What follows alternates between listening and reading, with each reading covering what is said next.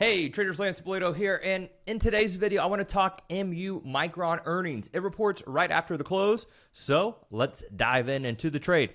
Micron, upgrade this morning from one of these analysts. Now, I will be honest, I do not like when a stock gets an upgrade to outperform ahead of earnings. Usually that is a prime opportunity to sell because implied volatility in the options are high and the stock makes a move higher on the analyst upgrade, which Micron is up about $2 pre-market already.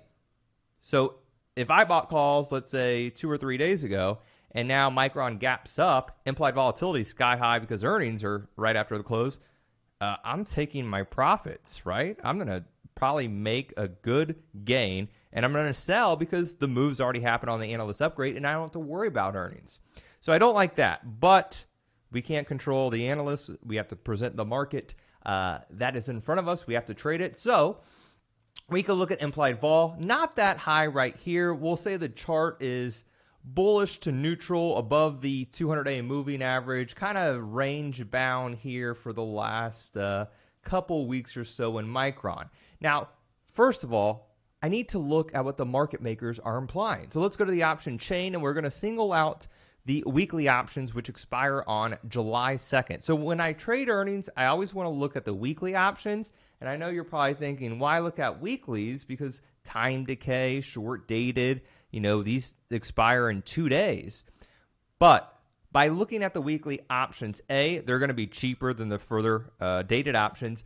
But more importantly, I can single out the earnings event. And to be honest with you, I don't care what Micron does a week or a month from now. I just care what it does on earnings. So I'm doing a binary trade using proper risk versus reward on earnings. So next thing I want to look at is the market maker's implied move. It's about $4 for the earnings event, and you can see only about $4.50 between now and Friday expiration for the weekly July 2nd calls.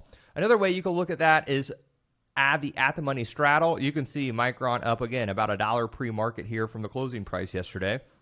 So with the stock at $83, the market makers were, well, actually, we need to look at the price of it now, which is almost $85. So $85, well, actually, it's going to be screwed up because it's pre-market here. So we'll look at 83 to where it was yesterday, and we see these options were about 222. These were about 222, so about 440. Market makers move between now and expiration is 4.5 and $4 on earnings, so that makes perfectly good sense. Let's go to the option chain and put on a trade.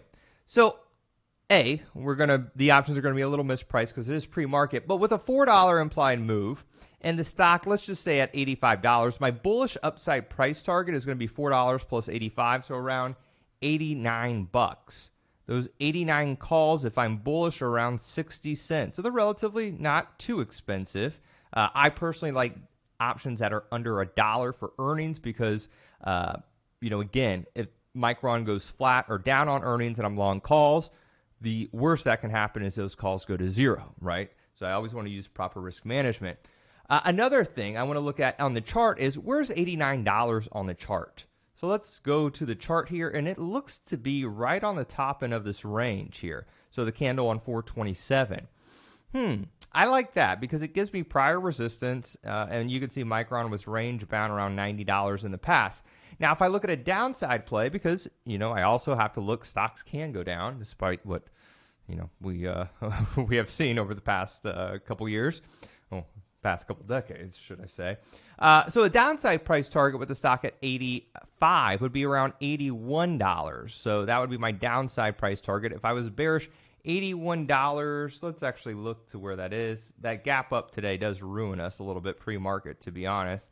I mean, it would basically be right around these lows here. I mean, to be honest, not much. What I can do, and I think this is going to be more beneficial, is look at a long call spread. That way, I'm limiting my risk, and I'm also putting on a very small net debit of a trade. So I'm going to look to see what I can get for the 88-89 bull call spread. So let's go here, and let's look at the 88 calls, are about 75 cents, and let's sell the 89 calls, which are about 57 cents. So I could probably do that trade, and again, I'm assuming the gap up today. So I'm not going to get filled at 15, 18 cents. If I could do that trade for about 20 cents, maybe pay all the way up to 25 cents, I'm risking, let's say 25 cents because the gap up this morning.